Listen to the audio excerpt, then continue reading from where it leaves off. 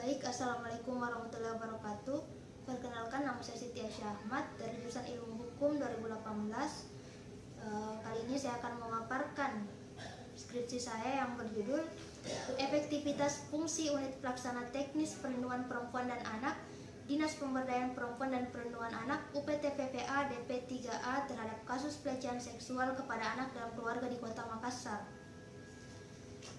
Berbicara tentang pelecehan seksual bukan lagi hal yang baru terdengar di telinga masyarakat, karena pelecehan seksual khususnya yang dilakukan kepada anak di bawah umur merupakan kejahatan yang sangat besar dan tentunya memiliki dampak yang besar pula. Salah satunya yaitu dapat merusak mental seorang anak. Anak merupakan aset negara yang diharapkan sebagai pembangun bangsa. Jadi seorang anak wajib diberikan perlindungan dan pengawasan dari banyak pihak seperti orang tua, keluarga, masyarakat, dan negara. Definisi pelecehan seksual tidak bisa diartikan secara sempit, yakni hanya terkait tindakan atau sentuhan fisik, melainkan melingkupi banyak perilaku seperti penghinaan dan pelecehan psikis. Bila pelecehan seksual hanya diartikan secara sempit, akan banyak terjadi kasus pelecehan seksual yang menimpa anak-anak.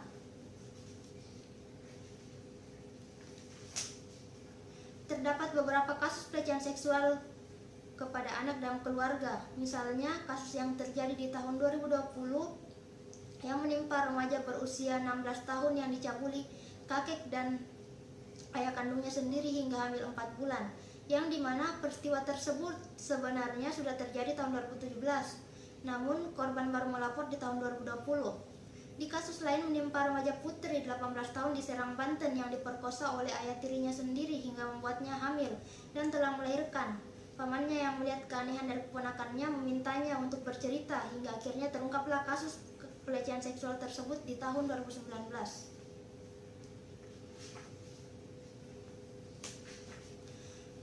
UPT PPA DP 3A sebagai organisasi yang dibawahi langsung oleh wali kota bertugas untuk melindungi kepentingan perempuan dan anak.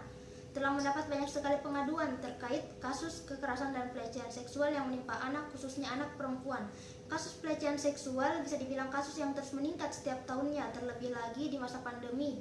Seperti sekarang ini, orang-orang akan mengalami stres karena tak bekerja dan disuruh terus-terusan berada di rumah. Hal ini menyebabkan pelecehan seksual rentan terjadi dalam lingkungan keluarga.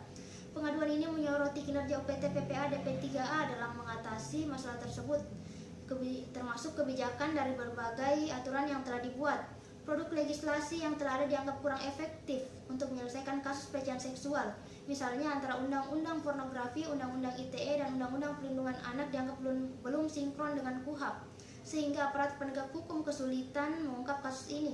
Selain itu, dalam produk legislasi ini hanya memberikan perlindungan tapi tidak memberikan jaminan hukum atas hak korban yang telah dilanggar oleh pelaku. Atas dasar hal tersebut, peneliti tertarik untuk meneliti hal tersebut dengan judul Efektivitas Fungsi UPT PPA DP 3A terhadap kasus pelecehan seksual kepada anak dalam keluarga di Kota Makassar. Adapun rumusan masalah yang peneliti ambil yaitu yang pertama, bagaimana peran UPT PPA DP 3A dalam penanganan kasus pelecehan seksual yang terjadi di dalam keluarga kepada anak di Kota Makassar. Yang kedua, bagaimana efektivitas implementasi fungsi UPT PPA DP 3A dalam penanganan kasus pelecehan seksual yang terjadi di dalam keluarga kepada anak di Kota Makassar. Dan yang terakhir, faktor hambatan DP 3A dalam menangani kasus pelecehan seksual yang terjadi di dalam keluarga kepada anak di Kota Makassar. Dari penelitian tersebut, hal yang peneliti peroleh ialah yang pertama terkait peran UPT PPA.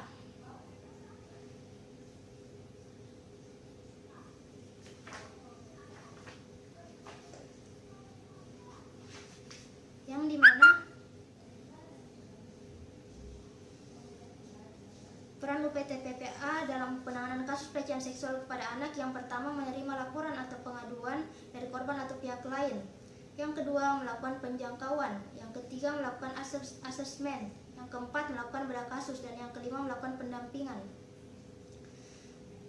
Yang kedua, terkait efektivitas implementasi fungsi, yang dimana peneliti itu mengambil 8 poin efektivitas untuk mengukur seberapa efektif fungsi UPT PPA, yaitu yang pertama tujuan UPT PPA, yang kedua strategi apa yang dia gunakan, Yang ketiga, rumusan kebijakan. Yang keempat, persiapan rencana. Yang kelima, menyusun program.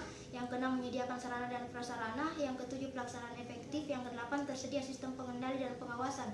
Dari ke-8 poin tersebut, peneliti rasa sudah cukup efektif UPT PPA dalam penanganan kasus pelecehan seksual kepada anak dan keluarga di Kota Makassar.